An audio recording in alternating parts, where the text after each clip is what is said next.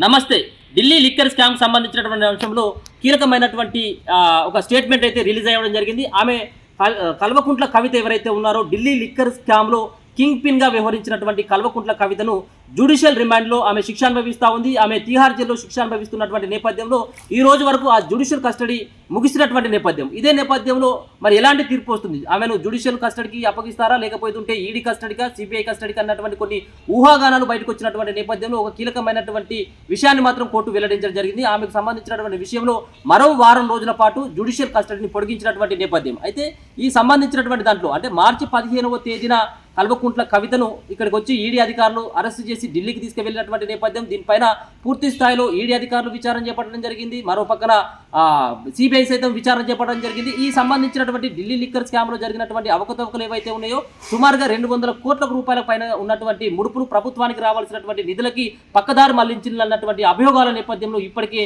18 మంది సైతం ఈ ఢిల్లీ లిక్కర్ స్కామ్లో అరెస్ట్ కావడం జరిగింది. దీంట్లో కీలకంగా ఉన్నటువంటి వ్యక్తులను కనుక చూసుకున్నట్టయితే కల్వకుంట్ల కవిత, మరొక పక్కన అరవింద్ కేజ్రీవాల్ ఢిల్లీ ముఖ్యమంత్రి, ఢిల్లీ ఉప ముఖ్యమంత్రి మనీష్ సిసోడియా, ఇట్లాంటి సంబంధించినటువంటి రాజకీయ పరమైనటువంటి నేతలతో పాటు వ్యాపార సంబంధాలు ఉన్నటువంటి వాళ్ళందరూ కూడా దీంట్లో ఉన్నటువంటి వ్యక్తులంతా కూడా అరెస్ట్ కావడం జరిగింది. దీంట్లో లిక్కర్ స్కామ్లో జరిగినటువంటి ప్రతి అంశాన్ని ఈడీ పరిశీలించడం జరిగింది.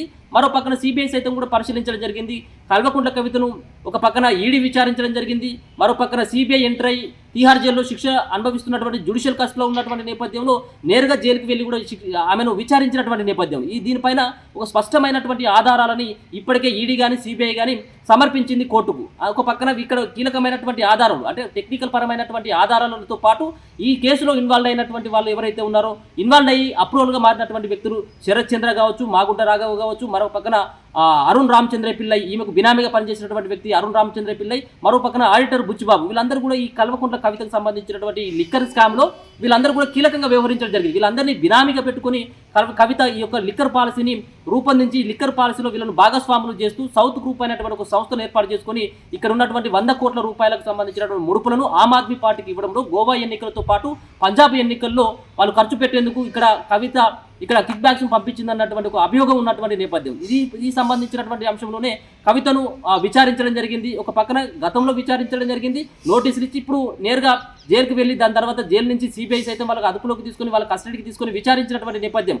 ఆమె ఉన్నటువంటి సెల్ ఫోన్లో ఉన్నటువంటి సుమారుగా 11 ఫోన్లలో ఉన్నటువంటి కీలకమైనటువంటి డాటాని రికవర్ చేయడం జరిగింది. అయితే వీటన్నిటికి సంబంధించినటువంటి అంశంలో సుమారుగా 8,000 పేజీలతో ఉన్నటువంటి ఒక సంబంధించినటువంటి సప్లిమెంటరీ షార్ట్ షీట్ని కూడా ఈడీ వేసినటువంటి నేపథ్యం. అంటే 8,000 పేజీలను ఒక పక్కన కోర్టుకు సమర్పించడం జరిగింది. కల్వకుంట్ల కవిత కనుక ఇప్పుడు కనుక బెయిల్ ఇచ్చినట్టయితే లేకపోతే జ్యుడిషియల్ కస్టడీ నుంచి కూడా బయటికి పంపించినట్టయితే ఖచ్చితంగా సాక్ష్యాలను తారుమారు చేస్తుంది, అప్రూవల్గా మారిపోయినటువంటి వ్యక్తులను మ్యానిపులేట్ చేస్తుంది అన్నటువంటి ఒక వాళ్ళ యొక్క వాదనను ఈడీ కానీ సిబిఐ కానీ వినిపించినటువంటి నేపథ్యం. ఆమెకు ఎట్టి పరిస్థితుల్లో కూడా జైల్లో నుంచి ఆమెను బయటికి రావద్దు, ఇక్కడ కస్టడీలోనే ఉండాల్సినటువంటి పరిస్థితికి తీసుకురావాలి. ఎందుకంటే ఈ సంబంధించినటువంటి అంశం తుది దశలో ఉన్నటువంటి పరిస్థితి ఉన్నటువంటి నేపథ్యంలో ఒకవేళ కనుక కవితను కనుక బయటికి పంపించినట్టయితే ఈ సంబంధించినటువంటి సాక్ష్యాలు లేకుండా చేస్తుంది అన్నటువంటి వాదనని ఈడీ సంబంధించినటువంటి సిబిఐ సంబంధించినటువంటి అడ్వకేట్స్ వినిపించడం జరిగింది. అయితే జ్యుడిషియల్ కస్టడీ ఈ రోజుకు ముగిసినటువంటి నేపథ్యంలో అక్కడ ఉన్నటువంటి కోర్టు, ప్రత్యేకమైనటువంటి కోర్టు ఆమెకు మరో వారం రోజుల పాటు అంటే 20వ తేదీ వరకు ఆమెను కస్టడీలోనే ఉండాలి, జ్యుడిషియల్ కస్టడీలో అని చెప్పడం జరిగింది. అయితే 20వ తేదీన ఒక పక్కన ఈడీ, మరో పక్కన సిబిఐ ఈ రెండు సంబంధించినటువంటి ఈ కేసుల విషయంలో ఒక పక్కన 8,000 పేజీలతో కూడినటువంటి ఈ అన్నింటికి సంబంధించినటువంటి చదవాలి కాబట్టి ఇది కొంత టైం పట్టేటువంటి అవకాశం ఉంటుంది. కాబట్టి ఇంకొక 7 రోజుల పాటు మీరు జైల్లో ఉండాలని చెప్పేసి కీలకమైనటువంటి తీర్పును వెలువరించడం జరిగింది. 20వ తేదీన 2 దర్యాప్తు సంస్థలు ఈడీ కానీ మరో పక్కన సిబిఐ ఈ 2 దర్యాప్తు సంస్థలు వేసినటువంటి వీటిపైన ఈ కేసు పైన విచారణ చేసేటువంటి ఆస్కారం ఉంటుంది. 20వ తేదీన మరి ఎట్లాంటి విచారణ జరుగుతుంది, ఏ విధమైనటువంటి తీర్పు వస్తుంది అనేది కూడా చూసుకోవాలి. ఒక పక్కన ఈ సంబంధించినటువంటి అంశంలో సౌత్ గ్రూప్లో ఉన్నటువంటి వాళ్ళని ఇప్పటికే వాళ్ళు తిహార్ జైలుకు వెళ్ళడం జరిగింది. వాళ్ళు కూడా శిక్ష అనుభవించినటువంటి నేపథ్యాన్ని కూడా చూసుకోవచ్చు. అయితే ఈ కవితకు సంబంధించినటువంటి అంశంలో ఒక పక్కన ఒక పక్కన తన కొడుకు కొడుకు ఎగ్జామ్స్ ఉన్నాయన్నటువంటి నేపథ్యంతో ఆమె బయటికి రావాలని చూడడం జరిగింది. మరో పక్కన ఎన్నికల్లో నేను స్టార్ క్యాంపెయినర్గా ఉన్నాను, ఒక బీఆర్ఎస్ పార్టీలో నేను కీలకమైనటువంటి వ్యక్తిని కాబట్టి నాకు బెయిల్ కావాలని చెప్పేసి చాలాసార్లు కూడా ఆమె ప్రత్యేకమైనటువంటి కోర్టును కోరడం జరిగింది. కానీ ఎక్కడ కూడా కవిత చేసినటువంటి పిటిషన్ల పైన ఎక్కడ కూడా కోర్టు సానుకూలంగా స్పందించలేదు. కేవలం ఇది కేసు నుంచి తప్పించుకోవడం కోసమే అని చెప్పేసి ఈడీ కానీ సిబిఐ కానీ కోర్టు ముందు వాదించడం జరిగింది. అయితే వాళ్ళ వాదనను ఏకీభవించినటువంటి కోర్టు ఆమెను ఎప్పుడు కూడా బయటికి పంపించినటువంటి పరిస్థితి కూడా లేదు. కానీ మరి 20 తారీఖు తర్వాత ఎట్లాంటి తీర్పు వస్తుందని కూడా చూడాలి. ఒక పక్కన ఇదే సంబంధించినటువంటి కేసులో కింగ్ పిన్ గా వ్యవహరించినటువంటి అరవింద్ కేజ్రీవాల్ కు బెయిల్ రావడం జరిగింది. ఎందుకంటే ఎన్నికల్లో ప్రచారంలో పాల్గొనాలి కాబట్టి నాకు బెయిల్ కావాలని చెప్పేసి ఆయన సుప్రీంకోర్టును ఆశ్రయించినటువంటి నేపథ్యం. సుప్రీంకోర్టు కూడా ఆయన యొక్క ఏదైతే వాళ్ళు అడ్వకేట్ చేసినటువంటి పిటిషన్ పైన విచారణ జరిపి న్యాయపరమైనటువంటి డిమాండ్ కాబట్టి ఆయన ఒక ముఖ్యమంత్రి హోదాలో ఉన్నట్టు పార్టీ ప్రచారం కోసం కూడా పనిచేయాల్సినటువంటి ఆస్కారం ఉంటుంది కాబట్టి ఆయనను మరి 2వ తేదీ వరకు ఆయనకు సంబంధించినటువంటి ఈ కేసులో కొంత మినహాయింపు ఇచ్చి దాని తర్వాత కూడా మళ్ళీ తిహార్ జైలు అధికారుల వరకు రావాలని చెప్పేసి ఆజ్ఞాపించినటువంటి పరిస్థితి కూడా చూసుకోవచ్చు. ఇదే సంబంధించినటువంటి కేసులో కవితకు కూడా మరి ఇట్లాంటివి ఏమన్నా వర్తిస్తుందని చెప్పేసి కొంత చర్చ నడిపినప్పటికీ, ఎందుకంటే ఈ కేసులో అరవింద్ కేజ్రీవాల్ కంటే ముఖ్యమైనటువంటి పాత్ర పోషించినటువంటి వ్యక్తి కల్వకుంట్ల కవిత అన్నటువంటి అభియోగం ఉంది. కాబట్టి కల్వకుంట్ల కవితకు ఆ విధమైనటువంటి మినహాయింపు ఇవ్వలేదు.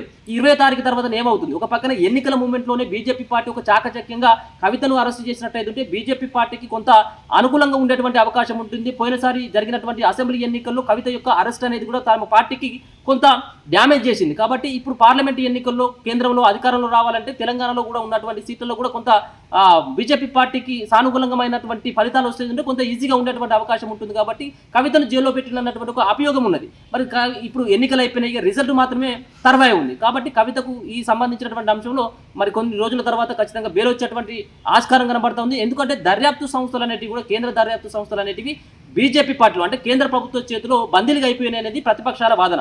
కాబట్టి మరి ఈ వాదన ఏమైనా బలం చేకూరుతుందా, లేకపోతే మాజీ ముఖ్యమంత్రి కల్వకుంట్ల చంద్రశేఖరరావు కుమార్తె లిక్కర్ కుంభకోణంలో ఇరుక్కుపోయి ఒక నిందితురాలుగా పేరున్నటువంటి కవితకు మరి ఏ విధమైనటువంటి తీర్పు ఉంటుంది, ఏ విధమైనటువంటి విచారణ ఉంటుంది అనేది కూడా మనం చూడాల్సినటువంటి అంశం. దాదాపుగా 2 నెలలుగా వస్తూ ఉంది. అంటే మార్చి 15వ తారీఖున ఈడీ అధికారులు అరెస్ట్ చేసి హైదరాబాద్కి తీసుకుపోవడం జరిగింది. మరి ఈరోజు 14వ తారీఖు అంటే దాదాపుగా 2 నెలల పాటు ఆమె ఒక పక్కన ఈడీ కస్టడీలో ఉంది, మరో పక్కన ఈ సిబిఐ కస్టడీలో ఉండడం జరిగింది. దాని తర్వాత తిహార్ జైల్లో దాదాపుగా నెల 15 రోజుల పాటు కూడా ఇప్పుడు దాదాపుగా తిహార్ జైల్లోనే శిక్ష అనుభవిస్తున్నటువంటి కల్వకుంట్ల కవితకు ఏ విధమైనటువంటి తీర్పు వస్తుందనేది కూడా చూడాలి. మొత్తానికైతే కవితకు సంబంధించినటువంటి ఒక సారా దందాలు ఇరుక్కుపోయినటువంటి ఒక నిందితురాలుగానే పరిగణిస్తూ ఉన్నారు తెలంగాణ సమాజం అంతా. ఆమెకు బెయిల్ రావద్దని చాలా మంది కోరుకుంటా ఉన్నారు. అయినప్పటికీ కూడా మన న్యాయస్థానాలు ఏ విధంగా తీర్పునిస్తాయనేది కూడా కొంత ఉత్కంఠమైనటువంటి పరిస్థితి. ఎందుకంటే మాజీ ముఖ్యమంత్రి కూతురు ప్రజెంట్ ఉన్నటువంటి ఎమ్మెల్సీ ఒక పక్కన ఆమె జాగృతికి సంబంధించినటువంటి అధ్యక్షురాలుగా పనిచేస్తూ ఉన్నటువంటి నేపథ్యంలో మరి ఏ విధమైనటువంటి తీర్పునిస్తుంది? ఉన్నటువంటి 18 మంది నిందితుల్లో 17 మంది కూడా పురుషులే ఉన్నప్పటికీ కేవలం ఈ సారా దందాలు ఇరుక్కుపోయినటువంటి కల్వకుంట్ల కవిత ఒక మహిళ కావడం గమనార్హంగా చెప్పుకోవచ్చు. చూద్దాం మరి 20వ తారీఖున ఏ విధమైనటువంటి తీర్పు వస్తుంది. ఇప్పటికే చాలా సందర్భాల్లో ఈ కేసు పైన విచారణ జరగడం, దాని తర్వాత వాయిదా పడడం ఇవన్నీ కూడా జరుగుతున్నటువంటి నేపథ్యంలో ఎలక్షన్స్ అయిపోయిన తర్వాత ఏ విధమైనటువంటి తీర్పు 20వ తారీఖున ఏ విధమైనటువంటి విచారణ ఉంటుంది, దాని తర్వాత తీర్పును మరి వాయిదా వేస్తుందా, రిజర్వ్ చేస్తుందా ఏందనేది కూడా మనం చూడాల్సినటువంటి పరిస్థితి. కాబట్టి కల్వకుంట్ల కవితకు ఈసారి కూడా కోర్టు ముందు నిరాశ మాత్రం ఎదురైందనేది అయితే స్పష్టంగా అర్థమవుతా ఉంది. చూస్తూనే ఉండండి మన తొలి వెలుగు.